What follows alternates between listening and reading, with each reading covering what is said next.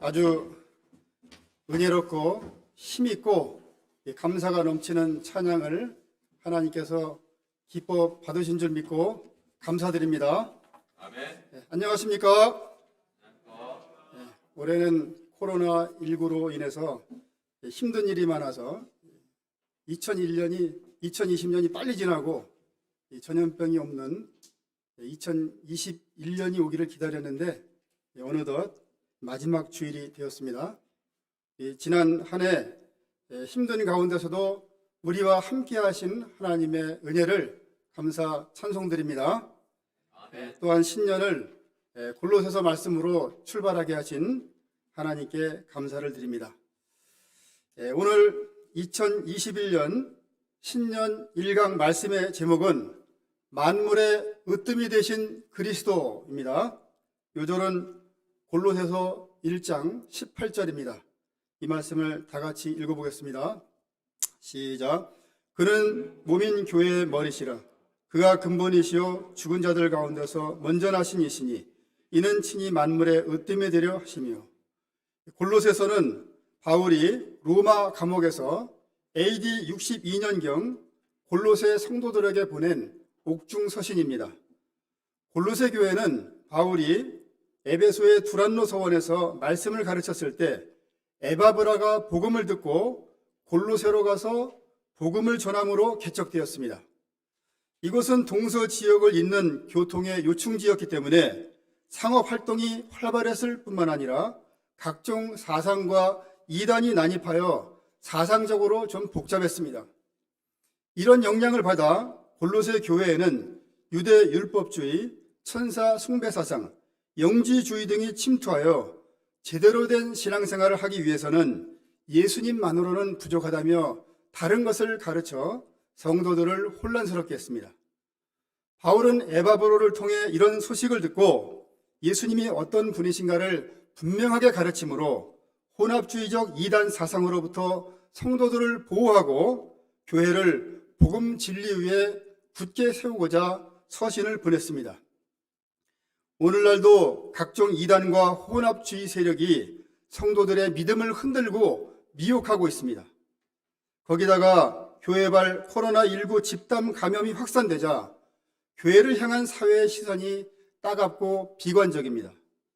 그렇지 않아도 다원주의, 인본주의 문화로 기독교도 상대화되었는데 로마 교회마저 공격을 받으니 왠지 기독교가 무력하게 느껴지고 우리의 마음도 위축되는 것 같습니다.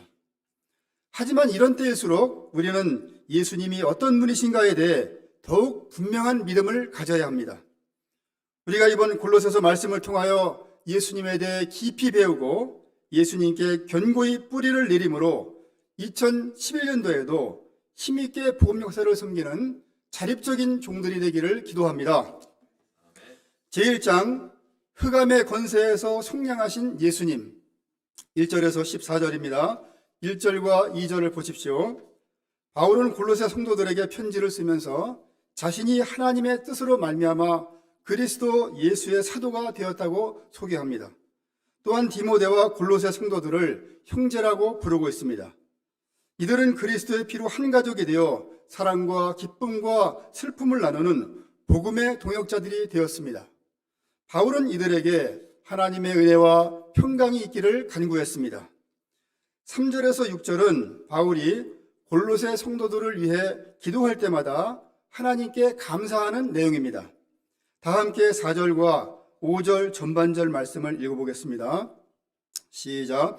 이는 그리스도 예수 안에 너희의 믿음과 모든 성도들에 대한 사랑을 들었으며 너희를 위하여 하늘에 쌓아둔 소망으로 말미암음이니. 첫째, 예수님에 대한 믿음이 있는 것에 감사했습니다. 그들은 당시 유행하는 철학 사상이나 이단에 빠지지 않고 예수님을 구주로 믿는 믿음 위에 굳게 섰습니다. 에바브라를 중심으로 교회를 이루고 양들의 진리를 분별하여 구원에 이르는 믿음을 갖게 되었다는 소식은 바울에게 큰 위로가 되었을 것입니다. 하나님을 아는 것에서 자라고 하나님의 능력을 힘입어 강하게 되어 죄송합니다. 둘째, 성도들 간에 사랑이 있는 것에 감사했습니다. 당시 성도들은 소수였고 사람들로부터 멸시와 핍박을 당했습니다. 이때 그들은 어려움에 처한 성도들에게 관심을 갖고 필요한 것들을 채워주고 섬겼던 것 같습니다. 예수님에 대한 믿음이 성도들 간에 서로 사랑을 실천하는 행위로 나타났습니다. 사랑의 실천이 없는 믿음은 죽은 믿음입니다. 어려움 가운데서도 양들이 하나님의 사랑으로 서로 사랑하고 섬기고 있다는 소식은 바울에게 정말 감사한 일이었습니다. 셋째, 하늘에 쌓아둔 소망이 있다는 것에 감사했습니다. 그들이 믿음과 사랑을 소유할 수 있었던 원동력은 하늘에 소망을 쌓아두었기 때문입니다. 이 소망은 예수님께서 십자가의 부활로 건설하신 하나님 나라에 대한 산소망을 말합니다. 이 사람이 마음에 어떤 소망을 품고 있느냐에 따라 삶의 스타일이 달라집니다. 이 땅에서의 삶이 전부라고 생각하는 사람은 세상 것들을 얻는데 인생을 바칩니다. 요즘과 같이 코로나19로 어려운 시대에 사람들의 가장 큰 소망은 노후를 보장해줄 풍족한 물질일 것입니다. 하지만 세상에 속한 소망은 죽음과 함께 사라져버리기 때문에 참된 소망이 될 수 없습니다. 세상의 소망은 행복을 줄 것 같지만 우리를 실망시키는 거짓 소망입니다. 그러나 하늘에 쌓아둔 소망은 결코 우리를 실망시키지 않습니다. 이 소망을 간직한 사람은 아무리 어려운 상황에 처해도 절망하지 않고 항상 기뻐하고 범사에 감사하는 생활을 하게 됩니다. 천국에서 영원히 함께 살아갈 성도들을 더욱 사랑하고 섬기게 됩니다. 이런 소망은 복음, 곧 진리의 말씀을 듣는 데서 생깁니다. 믿음과 사랑과 소망은 신앙생활에 있어서 성도가 갖추어야 할 3대 핵심 요소입니다. 골로새 성도들이 에바브라가 전한 복음을 듣고 믿음과 사랑과 소망의 열매를 맺고 영적으로 성장하고 있다는 소식을 들었을 때 바울의 기쁨이 얼마나 컸겠습니까? 우리도 이런 믿음과 사랑과 소망을 간직한 성도들이 되어야겠습니다. 하나님께 대한 믿음이 흔들리고 성도 간의 사랑이 식어 심령이 메말라가고 세상 소망의 유혹에 빠질 때 말씀을 듣는 생활에 힘써야 합니다.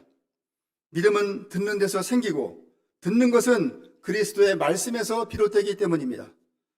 우리가 하나님의 말씀을 사랑하고 말씀에 순종하는 생활에 힘쓰므로 믿음과 사랑과 소망이 충만한 신앙생활하기를 기도합니다.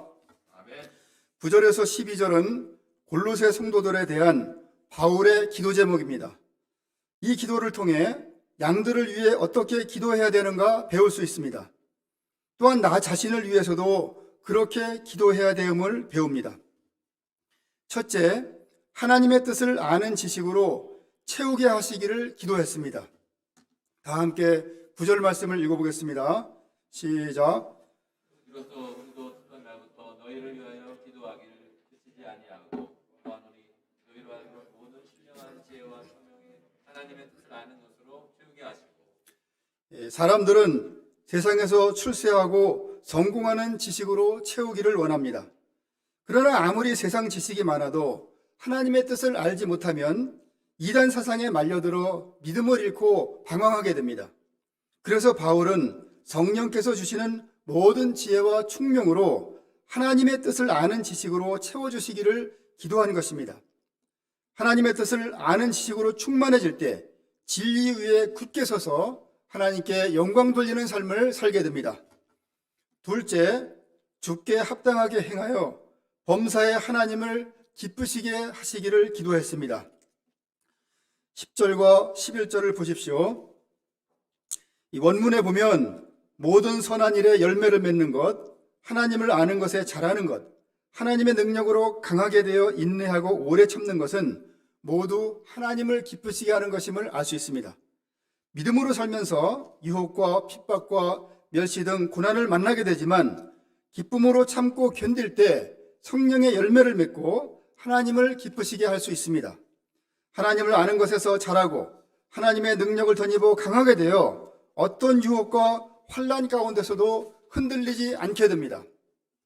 셋째, 하나님 나라의 상속자가 되게 하신 하나님께 감사하기를 기도했습니다. 12절을 보십시오.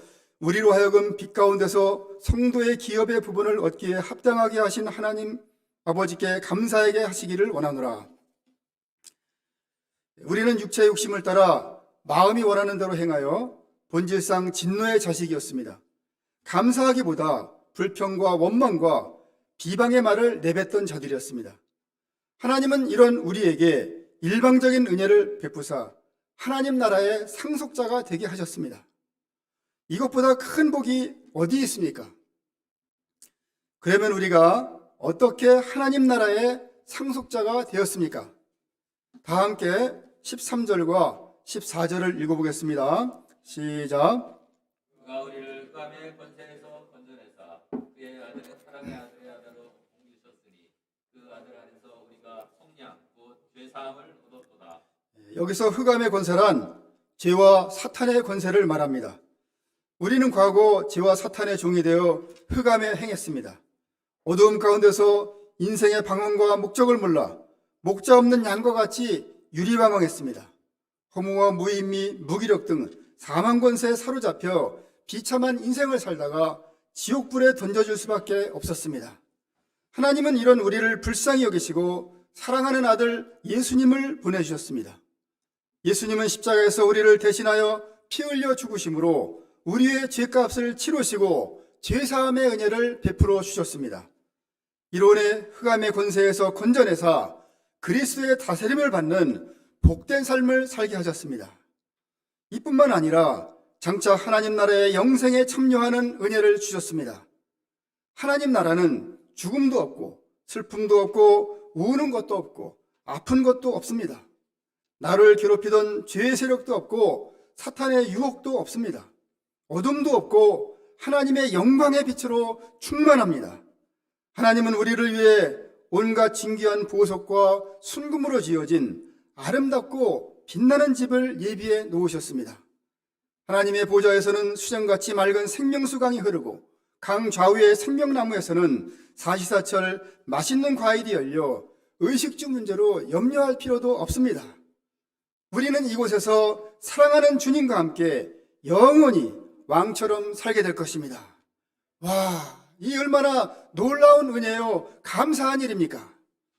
그래서 바울은 골로새 교회의 성도들이 다른 어떤 것보다도 독상자를 보내 속량하시고 상속자가 되게 하신 은혜를 늘 잊지 말고 감사하게 하시기를 기도하는 것입니다.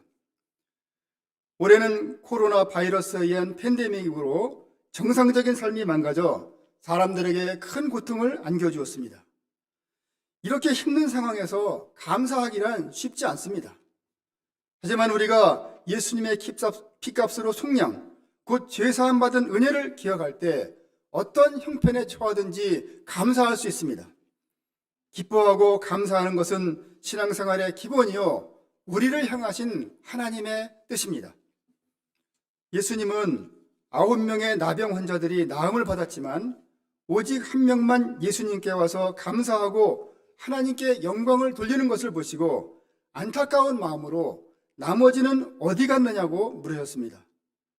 감사하지 않는 것은 주님을 슬프시게 하는 죄악입니다. 하나님은 비록 우리가 다른 것은 부족할지라도 구원의 은혜에 감사하는 것을 더 기뻐하십니다. 감사하는 사람이 하나님께 자기의 진심을 들여 사랑하고 충성하기 마련입니다.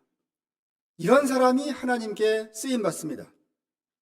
우리가 새해에는 많은 일을 하려고 하기보다는 먼저 우리를 하나님의 나라의 기업에 합당하게 하신 하나님의 은혜를 기억하고 감사하며 섬겨나가기를 기도합니다. 우리를 흑암의 권세에서 건져내어 그의 사랑의 아들의 나라로 옮기신 하나님께 감사와 찬양을 돌려드립니다. 제2장 만물보다 먼저 계신 예수님 15절에서 23절 전반절까지입니다. 지금까지 바울은 예수님이 하나님의 아들이요 그들을 속량하셨다고 했습니다. 이제는 한 걸음 더 나아가서 이 예수님이 누군가에 대해서 말해줍니다. 예수님을 깊이 알면 알수록 믿음이 견고해지고 감사도 더욱 깊어지게 됩니다. 첫째, 예수님은 보이지 아니하는 하나님의 형상이십니다. 하나님은 영이심으로 우리가 볼 수도 없고 죄악된 인간이 거룩하신 하나님을 보면 죽습니다. 그러면 하나님이 계신 것을 어떻게 알고 믿을 수 있단 말입니까?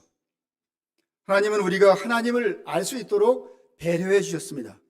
그것은 하나님이 창조하신 피조물의 세계와 인간의 내면에 하나님을 알고자 하는 내재적 욕구를 통해 우리가 핑계할 수 없을 정도로 하나님이 계시다는 것을 아주 분명하게 보여주셨습니다. 이것을 일반 계시라고 하죠. 하지만 일반 계시만으로는 하나님을 정확히 알 수 없습니다. 그래서 특별 계시인 성경을 통해서 좀 더 구체적으로 계시해 주셨습니다. 그래서 열심히 성경 공부를 하면 하나님을 알 수 있는 것입니다. 그런데 하나님은 여기에 결정적인 것 하나를 더해 주셨습니다. 15절 전반절을 보십시오. 그는 보이지 아니하는 하나님의 형상이시오. 여기서 형상이란 헬라어로 아이콘이라는 뜻입니다. 이 컴퓨터나 스마트폰에서 어떤 아이콘을 클릭하면 그 아이콘이 가진 기능과 속성이 나타납니다. 인터넷 아이콘을 클릭하면 이 네트워크를 통해서 전 세계로 연결되고 또 우리가 필요로 하는 각종 정보를 얻을 수 있습니다. 줌 아이콘을 클릭하면 멀리 떨어진 사람들과 비대면으로 모임을 할 수 있습니다. 아이콘을 보면 그것의 기능과 역할을 알 수 있듯이 하나님의 아이콘이신 예수님을 더블 클릭하면 거기서 하나님의 속성 일체의 것을 다 알 수 있다는 것입니다. 예수님 안에는 바람과 파도를 말씀으로 잔잔케 하시는 말씀의 권세, 물을 포도주로 바꾸시는 변화의 능력이 있습니다. 나병 환자를 깨끗게 하시고 맹인의 눈도 뜨게 하시는 치유의 능력이 있습니다. 죄를 심판하시는 엄위하심이 있고 죄를 불쌍히 여기시는 한없는 자비와 크신 사랑이 있습니다. 제자들의 발을 닦아주고 겸손히 숨기시는 사랑과 죄인들을 구하고자 십자가에 피 흘려 죽으시는 대속의 사랑도 있습니다. 또한 사망 권세를 깨고 사흘 만에 부활하시고 승리하셔서 이제 영광 중에 재림하실 영광의 왕, 심판주의 모습도 있습니다. 이렇게 예수님이 행하신 사역을 살펴보면 예수님이 하나님이시라는 것을 깨달을 수 있습니다. 하나님은 자신의 모든 것을 예수님이라는 형상을 통해 자신을 다 보여주셨고 예수님도 하나님으로서의 자신을 우리 가운데 보여주셨습니다. 예수님은 이 땅에 오신 겸손한 하나님이십니다. 아기의 모습으로 오신 예수님, 십자가에 죽으신 이 예수님은 우리 모두가 엎드려 경배해야 할 하나님이십니다. 우리가 이렇게 하나님의 형상으로서의 예수님을 알고 이 예수님을 통해 하나님을 알아갈 수 있다는 것은 참으로 놀라운 은혜가 아닐 수 없습니다. 하나님이시지만 우리 곁에 오셔서 은혜와 권능으로 함께 해주시고 대화해 주시고 보여주시고 겸손히 숨기시며 깨닫게 해주시는 예수님께 감사와 찬양을 드립니다. 둘째, 예수님은 창조주이십니다. 다 함께 15절 후반절부터 17절 말씀을 읽어보겠습니다. 시작. 그는 보이지 아니하는 하나님의 형상이시요 모든 피조물보다 먼저 하시니시니 만물이 그에게서 창조되되 하늘과 땅에서 보이는 것들과 보이지 않는 것들과 혹은 왕권들이나 주권들이나 통치자들이나 권세들이나 만물이 다 그로 말미암고 그를 위하여 창조되었고 또한 그가 만물보다 먼저 계시고 만물이 그 안에 함께 섰느니라. 이 말씀은 예수님과 만물과의 관계에 대해 가르쳐줍니다. 여기서 왕권들은 우주적인 권세를, 주권들은 천사들을, 통치자들과 권세자들은 이방인들의 수호신을 가리킵니다. 당시 이단들은 천사나 황제를 예수님보다 더 높은 위치에 놓고 숭배하게 했습니다. 영주주의자들은 물질 세계는 악하다고 믿었고 하나님이 악한 세상을 창조하지 않았을 것으로 생각했습니다. 예수님도 육체대로 오지 않았고 영적인 세계만을 통치한다고 가르쳤습니다. 그러나 바울은 눈에 보이는 물질 세계뿐만 아니라 보이지 않는 영적인 세계까지도 예수님을 통해 창조되었다고 가르칩니다. 예수님은 만물보다 먼저 계신 창조주 하나님이시오 만물을 주관하고 다스려 질서 있게 유지되게 하시는 분이십니다. 셋째, 예수님은 교회의 머리가 되십니다. 다 함께 18절 말씀을 읽어보겠습니다. 시작. 그는 몸인 교회의 머리시라. 그가 근본이시요 죽은 자들 가운데서 먼저 나신 이시니 이는 진이 만물의 으뜸이 되려 하심이요. 예수님은 죽은 자 가운데서 다시 살아나심으로 부활의 첫 열매가 되셨습니다. 교회는 이 예수님을 주여 그리스도로 고백한 사람들의 모임이요, 교회의 머리는 예수님이십니다. 인간은 죄와 사탄에 종된 삶을 살다가 한 사람도 외에 없이 죽고 각각 그 몸으로 행한 대로 하나님의 엄연한 심판을 받게 됩니다.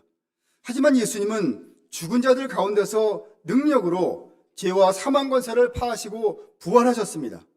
또한 승천하셔서 하나님 보좌의 우편에 앉으셔서 세상을 통치하시고 심판의 주로 항상 살아계십니다. 예수님의 부활은 죄인을 구원하는 일인 동시에 예수님이 만물의 으뜸이 되심을 증명해주는 중요한 사건입니다. 골로새 성도들은 처음에는 예수님을 으뜸으로 믿었습니다. 그런데 시간이 흐르면서 당시 골로새 교회에 들어온 이단들이 예수님의 권위와 능력에 대해 평가절하하고 예수님을 믿는 것만으로는 부족하다고 주장했습니다. 그러나 사도 바울은 무엇이라고 말합니까? 19절을 보십시오. 아버지께는 모든 충만으로 예수 안에 거하게 하시고, 하나님은 예수님 안에 모든 충만을 거하게 하셨습니다. 예수님 안에 하나님의 속성과 본질과 존재, 권세와 능력, 즉 하나님의 전부가 거하십니다. 또한 지혜와 의와 은혜와 복이 충만하십니다. 이 예수님을 영접할 때 우리는 하나님의 전부를 소유하게 되는 것입니다. 예수님 안에서 잃어버린 하나님의 형상을 회복할 수 있고 구원을 받는데도 예수님 한 분만으로 충분합니다. 예수님은 무엇이 부족하고 불완전한 분이 아니라 아무 부족함이 없는 하나님의 완전하고 최종적인 계시가 되는 분이십니다. 이단들의 주장대로 예수님 한 분만으로 부족하고 무엇이 더 필요한 분이 아닙니다. 예수님 안에는 하나님의 모든 충만이 거하시기 때문에 예수님 한 분만으로 충분합니다. 우리는 이 예수님을 통하여 충만함을 받을 수 있습니다. 예수님을 만물의 으뜸이시요 모든 것이 충만한 분으로 믿는 사람은 예수님 한 분만으로 만족하고 기뻐하고 감사하게 됩니다. 예수님을 더 깊이 알고 더 뜨겁게 사랑하고 예수님을 닮아가는데 소망을 두고 살아갑니다. 이때 참된 마음의 힘과 영혼의 안식을 누리고 기쁘고 행복한 인생을 살아갑니다.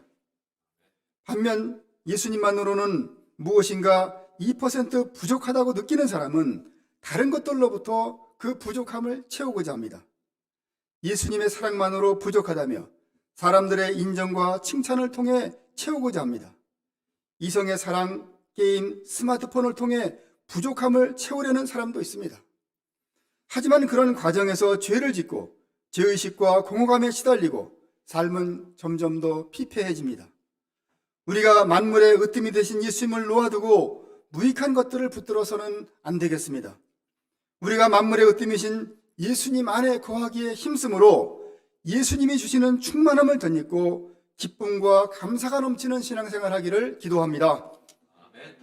넷째, 예수님은 십자가의 피로 화평을 이루신 분입니다. 20절을 보십시오. 인간은 범죄함으로 말미암아 하나님과 원수가 되었고 심판과 저주의 대상이 되었습니다. 그런데 만물의 으뜸이신 예수님의 십자가의 죽음심으로 말미암아 죄 문제가 해결되고 모든 만물이 하나님과 화평하게 되었습니다. 이 예수님만이 유일한 중보자가 되십니다. 예수님이 우리를 하나님과 화평하게 하신 목적은 거룩하고 흠없고 책망할 것이 없는 자로 하나님 앞에 서도록 하기 위함입니다. 우리가 예수님 위에 굳게 서서 복음의 소망, 즉 예수님의 재림 때 누리게 될 완전한 구원을 믿고 흔들리지 않으면 반드시 그렇게 될 것입니다. 죄로 인해 하나님과 원수되었던 우리를 예수님의 피로 화목하게 하신 하나님을 찬양합니다. 제3장 복음의 일꾼 바울 23절 후반절부터 29절입니다. 다 함께 23절 후반절 말씀을 읽어보겠습니다. 시작.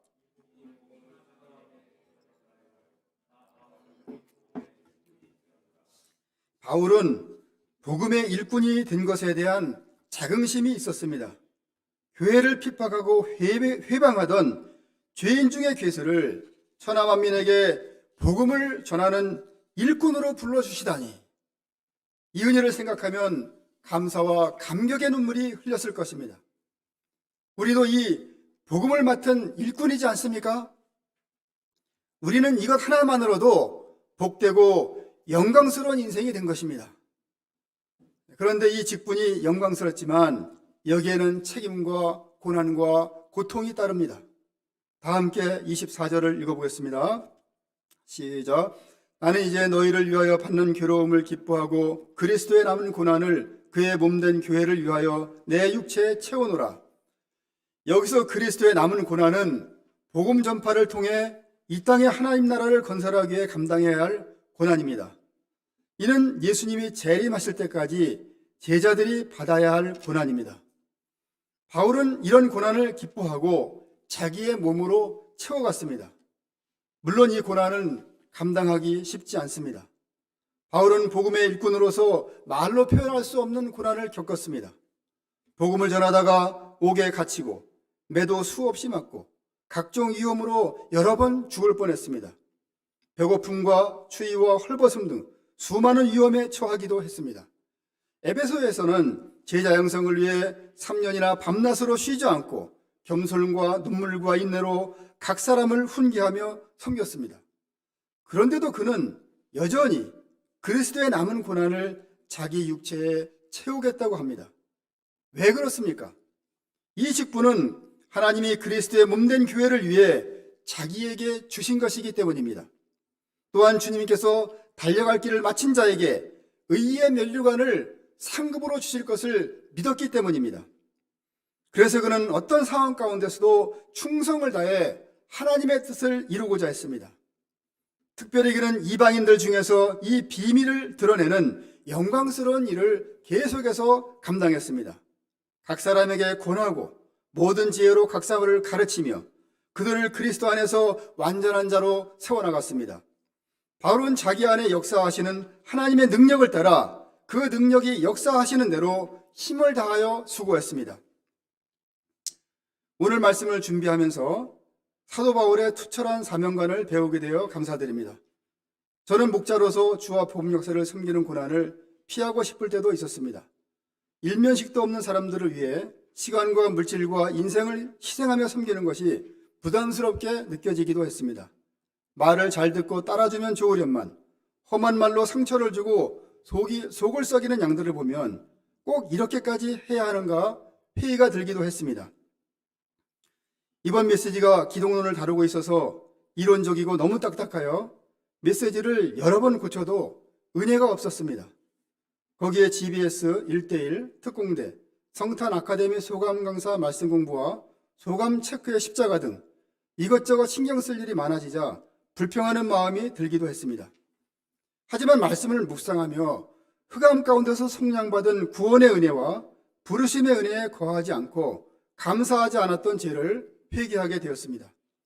제가 흑암의 권세에서 건져내사 복음의 일꾼으로 불러주신 은혜를 기억하고 감사함과 기쁨으로 주님의 남은 고난을 몸에 채우는 인생 살기를 기도합니다. 아멘. 사도 바울과 같이 맡겨주신 양들을 겸손과 눈물과 인내로 훈계하며 섬겨 거룩하고 흠없고 책망할 것이 없는 자로 하나님 앞에 서게 하는 고난을 잘 감당하기를 기도합니다. 무엇보다 제 자신이 고난을 통해 성령의 열매를 맺고 예수님의 형상을 닮은 자로 성장하기 위해 기도와 말씀 사역에 더욱 힘쓰기를 기도합니다. 주님이 약속하신 요한계시록 2장 10절, 너는 장차받을 고난을 두려워하지 말라. 내가 죽도록 충성하라. 그리하면 내가 생명의 면류관을 네게 주리라 하는 말씀과 제 인생 요절인 사도행전 20장 24절, 내가 달려갈 길과 주 예수께 받은 사명, 곧 하나님의 은혜의 복음을 증언하는 일을 마치려 하면은 나의 생명조차 조금도 귀한 것으로 여기지 아니하노라 하는 말씀을 붙들고 적극적으로 주님의 고난에 동참하는 복되고 영광스러운 인생 살기를 기도합니다. 결론적으로 예수님은 우리를 속량하신 구주시며 천지만물의 창조주이십니다. 또한 선한 주권과 섭리 가운데 인간 역사를 주관하시는 만물의 으뜸이 되십니다. 이 예수님은 새해에도 변함없이 만민 구원 역사를 이끌어 가실 것입니다. 시대가 아무리 악해도 우리는 이 예수님 안에서 희망을 가질 수 있습니다. 우리가 복음을 전하는 한 세상에는 희망이 있습니다. 흑암의 권세 아래 있던 우리를 속량하시고 복음을 전파하는 일꾼으로 살게 하신 주님의 은혜를 감사 찬송합니다. 우리가 새해에는 만물의 으뜸이 되시는 예수님을 더욱 사랑하고 기쁨으로 예수님의 남은 고난을 우리 육체에 채워가며 생명의 말씀을 전파하는 일에 힘쓰기를 기도합니다. 또한 성도 간에도 주님의 사랑으로 서로 사랑하고 섬기며 예수님의 형상을 닮은 자들로 변화되기를 기도합니다. 기도하고 마치겠습니다. 걸어가시고 온유하신 하나님 아버지, 신년 말씀으로 만물의 으뜸이 되신 예수님에 대해 배우게 도와주셔서 감사합니다. 저희들이 부족하지만 흑암의 권세에서 예수님의 피값으로 저희를 속량하시고 하나님의 나라로 옮겨주신 은혜, 또 부족하지만 복음의 일꾼으로 불러주신 은혜를 늘 감사하고 이제 주님이 오실 날을 소망하며 주님의 남은 고난을 육체에 채우는 인생 살 수 있도록 도와주시옵소서. 새해에도 변함없이 저희들과 함께해 주시고 또 주님을 더욱 깊이 알아가는 삶을 살아가게 하여 주시옵소서. 감사드리며 예수 그리스도의 이름으로 기도합니다. 아멘.